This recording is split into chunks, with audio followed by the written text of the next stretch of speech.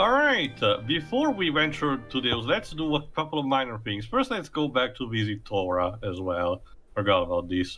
For an extra dialogue, if I recall correctly. Oh, there's an extra Dalek. Back to the Dagobah system. Basically.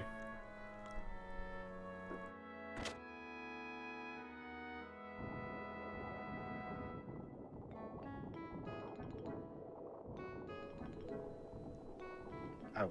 Huh? Thanks for visiting. You're looking mighty healthy. I want to help you more, but this body can't survive unless it breathes the air here. Even though I was able to come over to Shevat, looks like I'll just about ready for the tea maker. Oh, Tora. Don't worry, I'll stop my moaning. Besides, have a nice present for you, I do. A manly mantle in a goddess robe. Thank Very you, Franco. well. The fate of the world is in your hands and counting on you. In the meantime, I will just watch from here. Alright, now let's go to that Dulman Isle place that the captain of the tanks was talking about. There is some dialogue to be done, Jova. So, Jova, please, if there are multiple characters, I think it's mostly you. Yo, we're the Merry Dune Man, Dude, looking for treasure. West Side, ho! This is our turf. Oh, Nah, ain't Yeah, no okay, place buddy. for gears here. The land is, why, we're not even sure. Anyway, it'd be really dangerous. This ain't no place for wimps like y'all. If y'all still don't get it, listen very carefully. Go home. Do you want to go back? Richard, I get it. It's the end of So the game, stubborn. but please. Also, why are we fighting Jawas?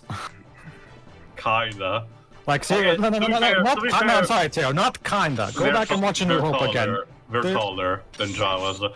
But not to mention, we've been fighting these enemies kinda since the beginning. No, Pedro's got a point though. They really look like de facto Jawas. Also, Oh, the sure. Javas prefer to use either like a stunning baton or ranged weapons, not these things with the old. I think you're Does that arguing mean he's going semantics to- there, Tio, because they look incredibly similar, especially in their pixelated form. Does that mean they're going to start, throwing the staff up in the air various times in repeated footage, like in A New Hope? Well, remember, the editing process of that movie was something. Special. Watch the Empire of Dreams documentary. Well, if you wanna apparently know more. one of the co-editors was the guy who edited Deck the Halls 2006, so I guess that makes sense.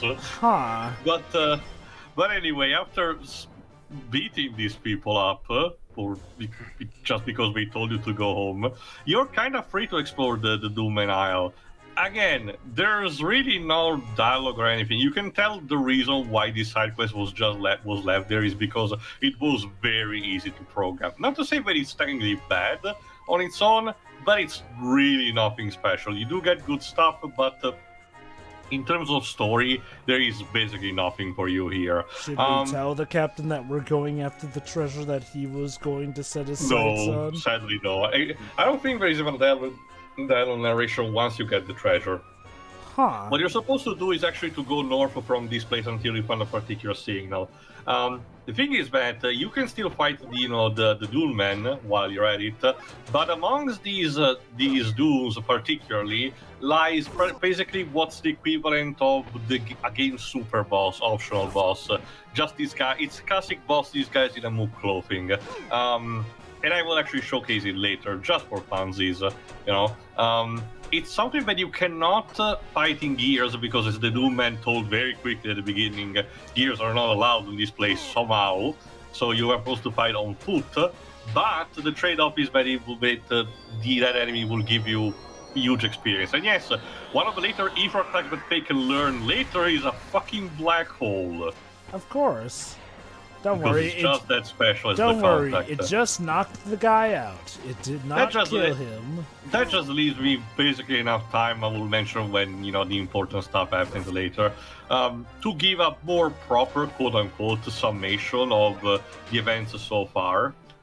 It kind of starts off with 15,000 years before the events of the game, where essentially humanity, for a single reason that I cannot explain in perfect words, but I really don't need to know, essentially discovers these engines of Zohar, which, as we know, are basically containers that trap inside the beings from the wave existent dimension.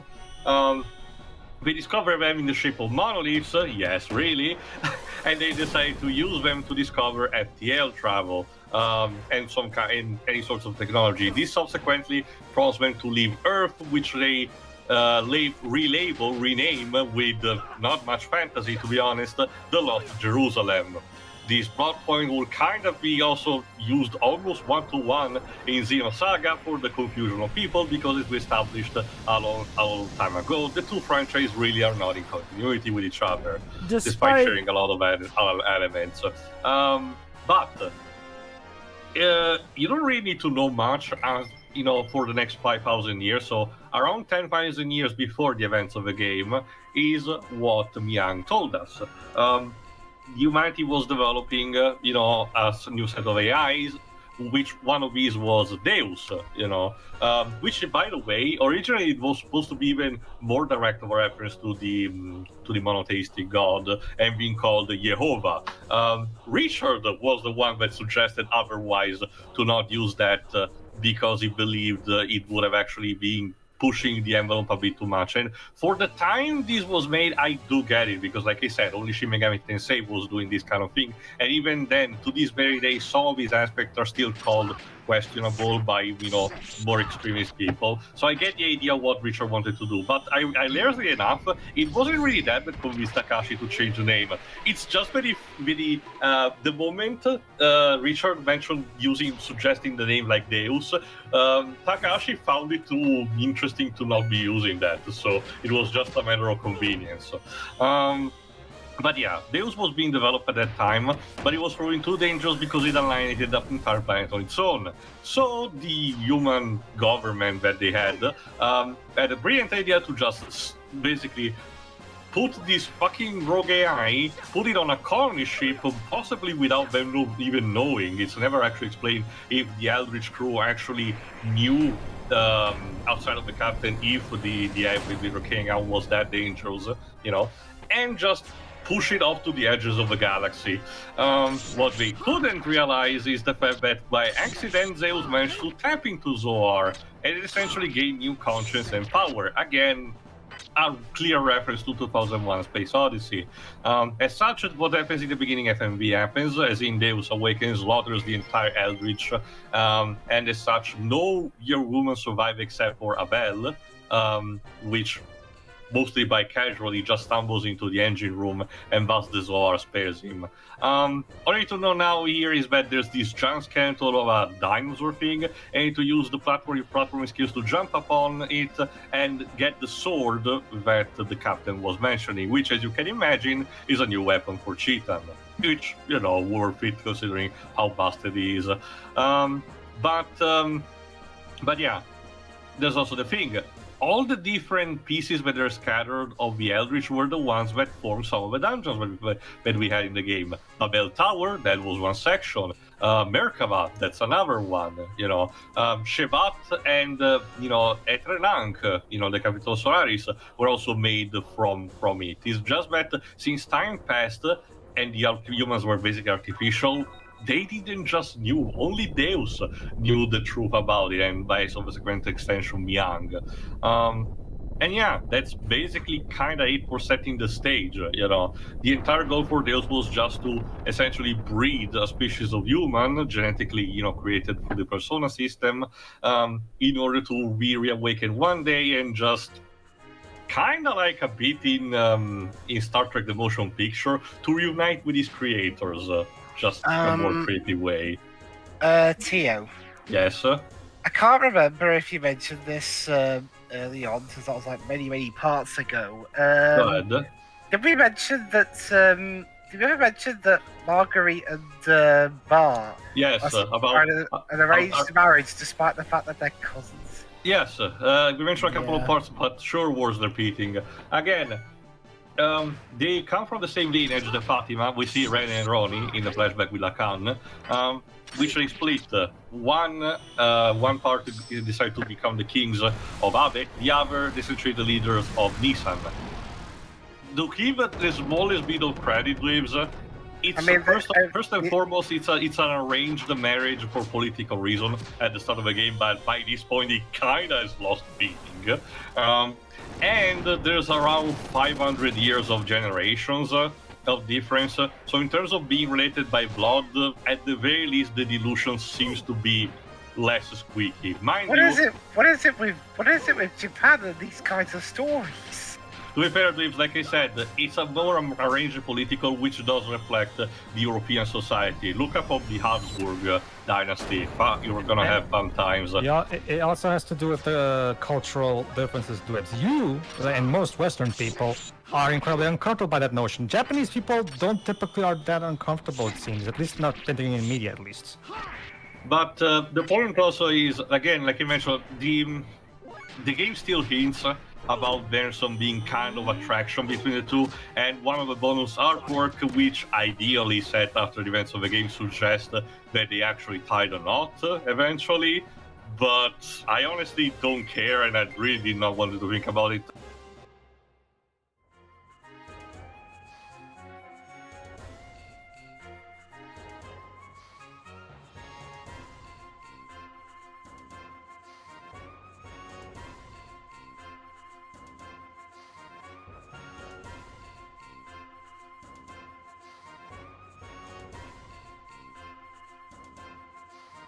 Anyway, this final section of the Doomman Island essentially has you kinda racing against this kind of, sand current in order to arrive on that specific spot, one of the specific spots where one of the treasures is, for fuck's sake!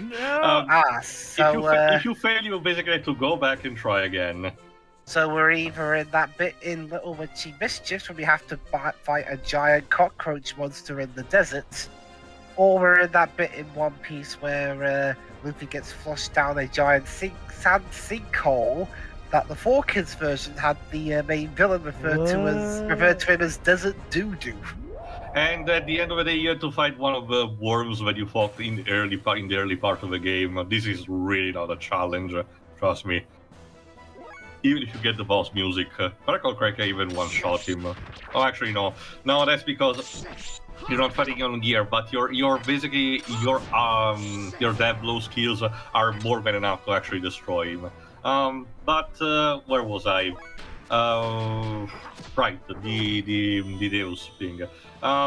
Again, in the key thing is that Byung, Elahim, and the Contact can manage to reincarnate through different types of generation, not on a constant basis, but occasionally they surface from time to time, at least Elahim and the Contact.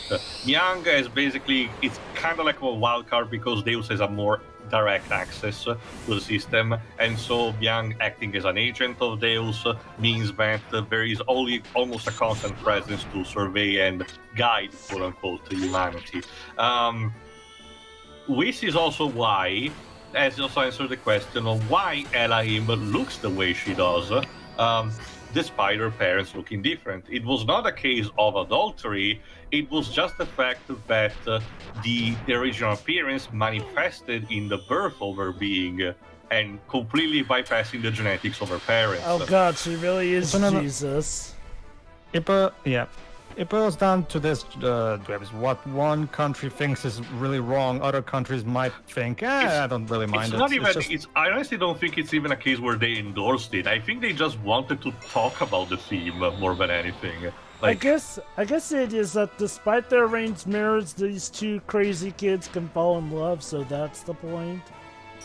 Mm-hmm. There's also, again, the fact that considering what the fuck happened to the world, that's probably the least of their problems right now.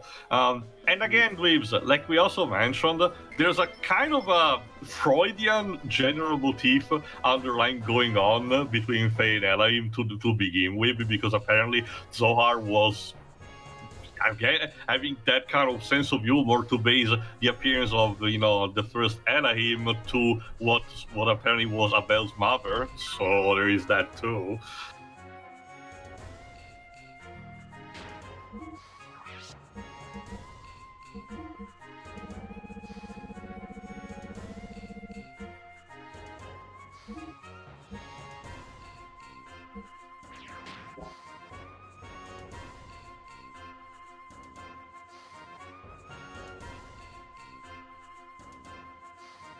But anyway, this the incarnation essentially happened for all the time. We don't know again how many in total they were. What the story focus is just a couple of them. The first one, then the one of the ZWAVE era, which it was a case of 4,000 years before the events of the game, where right, hold on, let me explain this, because now it's time to fight the dragon. We already seen this kind of enemy in the ZWAVE ruins, but this one has different stats essentially, just to be basically your super boss. This was kind of a common thing to be doing around this time, having this particular boss in clothing towards the end of the game and act as a super boss. The Breath of Fire series also is famous for doing this kind of thing. And yeah, it's also a 3D model because it's gear sized. But again, using your devil skills, you're basically good to go. All you need to basically watch out for actually are his attacks. If you survive the breath at the beginning, you're kind of basically good to go. But as you can imagine, it's not always a guarantee because it still deals a lot of damage. But let me get that. The important stuff was that Emperor Cain and the Solaris Ministry were essentially overseeing the world from the shadows at first. That's the important bit. They were not really as open. They were just content in seeing humanity growing. The problem is that the Zebulon civilization grew to the state where we in the real world are now. And according to Deus, they were defective. They also had genetical problems where the humans did not have much of a lifespan, and a lot of the birth rate percentage was constantly going down. As such, Miang manipulated the events in order, and the ministries of that nation, to essentially escalate a nuclear war that essentially wiped out most of that humanity and let the survivors just reproduce, forgetting what just happened essentially, and starting anew. Only in this case, the Solaris Empire was properly established in order to quote-unquote supervise. This, however, led to 500 years before the events of the game, where a faction of Solaris splinters, essentially creating Shevat, and part of the other humans want also to rebel in a sort of a full escalation war that sees the death of the ministry and the subsequent re-uploading into the Soul 9000 system, the death of that incarnation of Elohim, Sophia, the story with Lacan that we know, the story with Krelian that we know, and as such, the more formation of the events that you know. Thanks to Krelian and some of their machine technology, Solaris manages to put the implants in the newer generations. Right, there you go. Then, sorry, the Ministry gets into the Soul 9000. Miang essentially keeps piloting things a bit behind the shadows because if you forgot, when Graf sees her again the first time, she recognizes her and sees that she used her influence to being put up to the level of the Ministry, meaning that she wasn't having a new body for a long time at that point. Then the stuff essentially with Faye starts to happen, you know. His family in Shevat being extremely dysfunctional, the mother being possessed by Miang, you know, all those horrible shit that she did to poor Faye as a child with the subsequent creation of Id, and essentially what we have here now. Again, and mind you, like I said, this essentially is kind of like the abridged version of what was supposed to be an epic spanning throughout many different titles, each recalling the events of one specific era. Again, I will be more elaborate at the very end. I wonder. Yes? Would the idea have been like, okay, so we deal with Miang in this game, but then all the sequels would have actually been prequels showing how we got to this moment? Yes, well, yes, Jova. Like I said, each game would have been an episode. They essentially wanted to pull a George Lucas and have this being a sort of a central episode, while some of the others, which will talk about eras of the past, will be, their standalone titles. Well, that's why Again, I'm wondering. I will exactly tell what the chronology was supposed to be at the very end. Don't worry about that. Okay. But yeah, that's basically kind of it. Again, there are obviously more detailed things it could be uploaded upon, but it's stuff that also we already got to know. The fact that Solaris created the Ethos organization, which was supposed to use to excavate the gears of the Zebulon civilization, but if left minimally unchecked, they started to be their own fucking can of worms to the point where even Solaris himself was like, okay, that's it, let's wipe them clean. So yeah, and it's also basically in typical JRPG fashion, is a huge set of causality that ultimately, puts the state of the board as it is now. Because remember, the destruction of Deus managed to be accelerated thanks to the nanomachines that Krelian extracted from Emeralda. And sure, you can argue that the Ethos already knew the location of Emeralda and was going to gather anyway without the others, intervening. But I get the idea that they might have not, or that Id could have potentially intervened, in a sense, but I get the idea that the party was also kind of the cause of events accelerating in this. But in the end, it seems that things are working in a better direction just because of how kind of disgusting was the society that Deus created in his favor. Again, remember, we started the game believing these were just, flying Nazis, and we get to discover that they're so much worse than that. All right, this particular cargo asks you to push a bit, and essentially it's your ticket out of Doomman Island, basically. It kind of reminds me of a Chocobo Caravan in the Coral Desert of Final Fantasy VII, because it's kind of like the same thing. In case you're potentially lost, this is essentially your ticket out of the dungeon. I see the Doom Men aren't all bad. Yeah, I don't really understand why we had to beat them up at the beginning. Apparently they were trying to do us in? Anyway, the artwork of the day is something that was the concept art of the skeleton for the actual dungeon, that one where we got the sword from. I don't even know if it's supposed to be an Easter egg of some kind, but I don't really think so. But it's cute. Like I said, the side mission itself is basically nothing, but it's basically harmless, so I'm fine with that. Alright, in the next part we finish all the remaining secondary stuff that we can do, which does include showcasing all the remaining Devblue skills and Ether abilities that the characters do have. So see you for that. See ya. See ya. Yeah.